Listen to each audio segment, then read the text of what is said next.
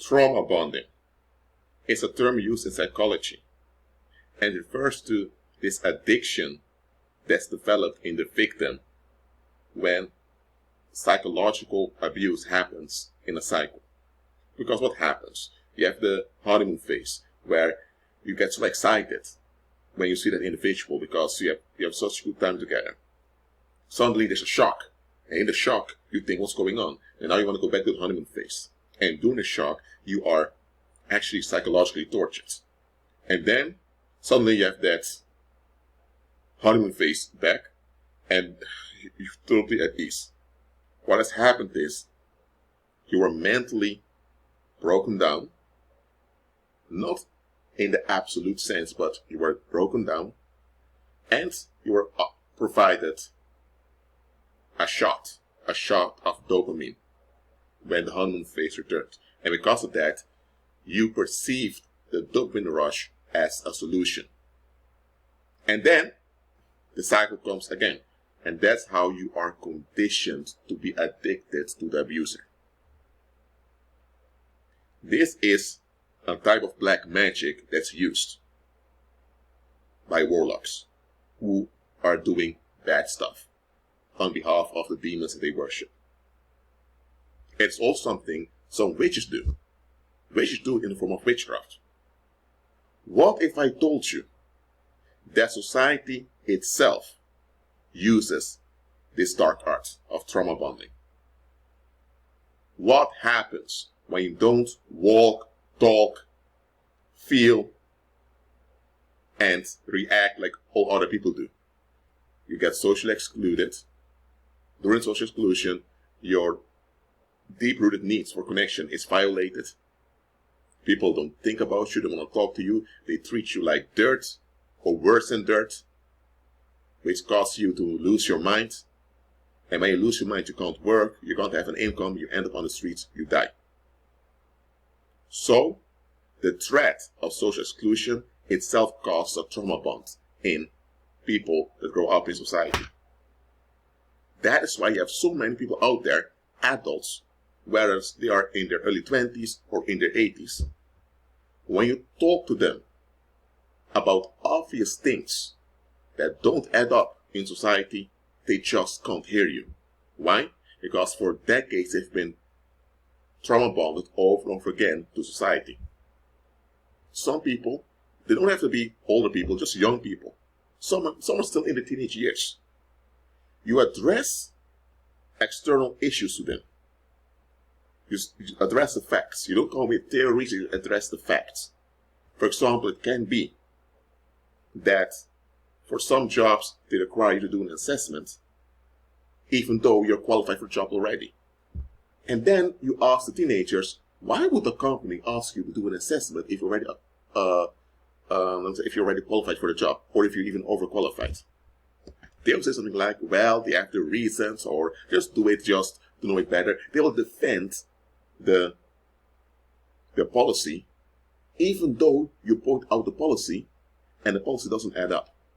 An assessment is to see whether someone qualifies or not. But if someone's already qualified, why do you want to make an assessment?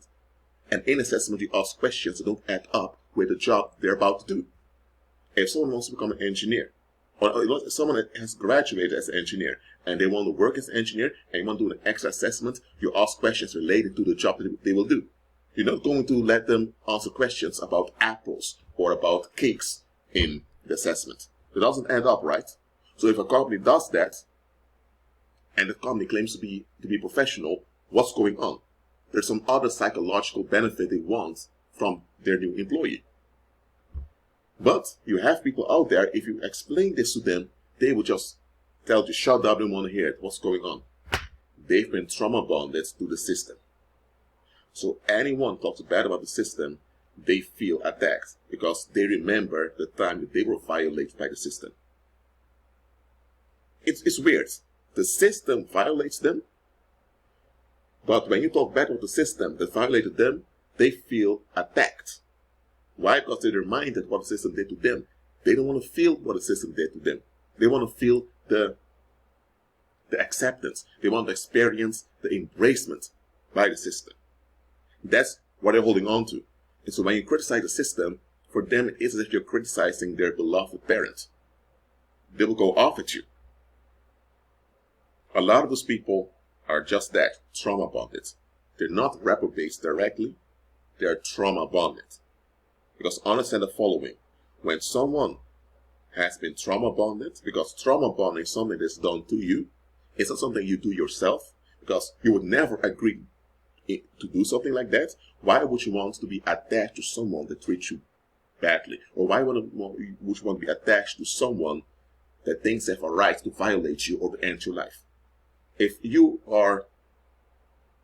have interest in someone from the opposite sex, let's say you're a woman and you see a guy and you kind of like the guy, and the guy tells you, if you're involved with me, I have a right to smack you, and I'm really fed up with you, I have a right to end your life. Would you say, yes, darling, I want to be with you? No, you wouldn't. Or if you're a man and the woman tells you, the moment you do what I want, I will beat myself and pretend as if you rape me, you will go to jail. You will lose everything. Would you say, honey, please come? No, you would think, what type of psycho are you? Out of here. But when society as a structure comes to you and threatens you through various people, now for some reason you get along with it. What's going on here? You've been trauma bonded. That's why you don't see how ridiculous it is that you adhere to expectations that don't include you, that go against Christ, and that even go against your natural design.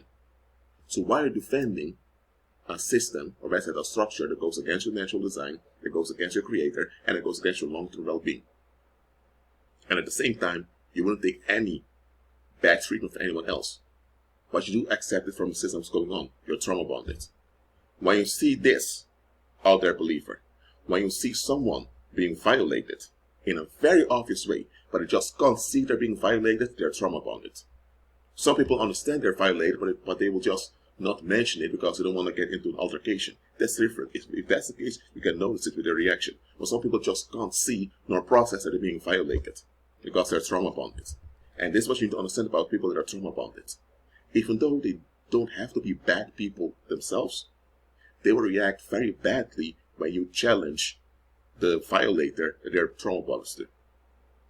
Because in this trauma bond of theirs, they can't think clearly. They're under a spell. So they'll defend the victimizer that victimizes them, and they'll endanger you. For example, if you have a woman that's with a man that is using them, that causes her to feel bad all the time, the psychologist may tell her, you need to leave the man. Her parents may say it, but she just can't see it because she's trauma bonded. You tell her, this man has smacked you, you need to get out of there. She will even tell the man that smacked her that you told her to leave him. And then she will get validation from the guy. The guy will say some smooth words, and then the guy who is a creep will come after you. Now your life's in danger.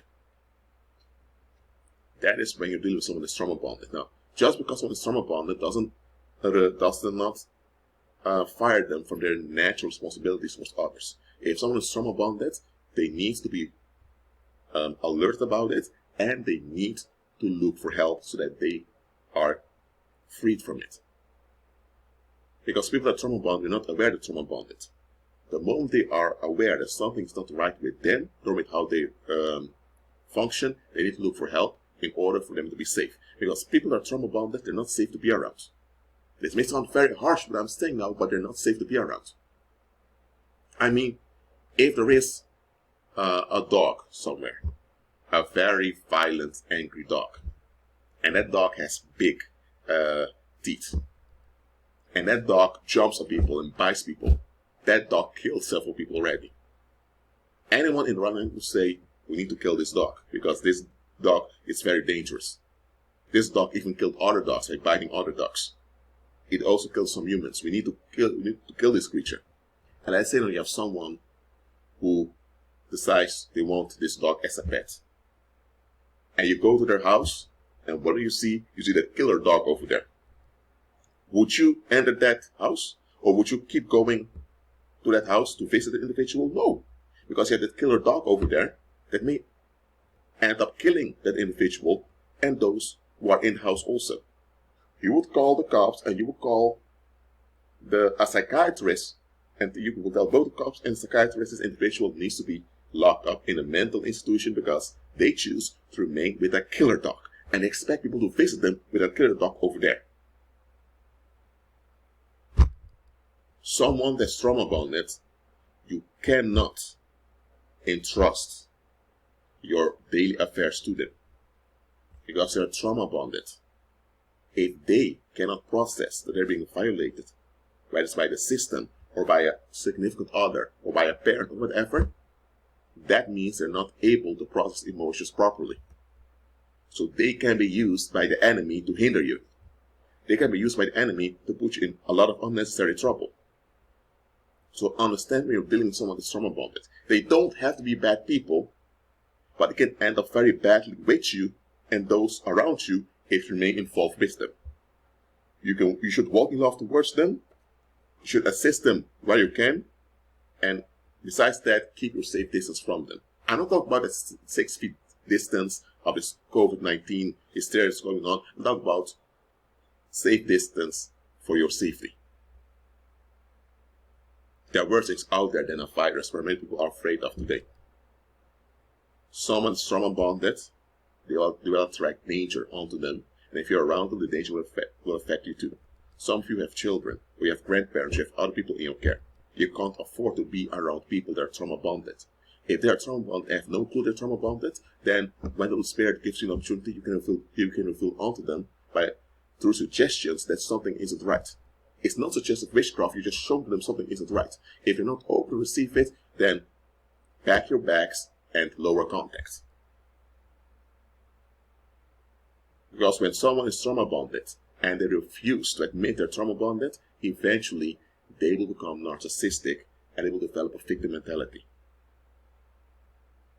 And after you're not even aware when that has happened. In any case, do not entrust your affairs to someone that's trauma bonded, especially on those who are trauma bonded to society. The trauma bond to society is actually one of the most powerful forms of black magic that there is. And this trauma bond to society is what pagan Christianity is using to keep its members going to church every Sunday. So, know what you're dealing with. Keep walking by faith and be at peace.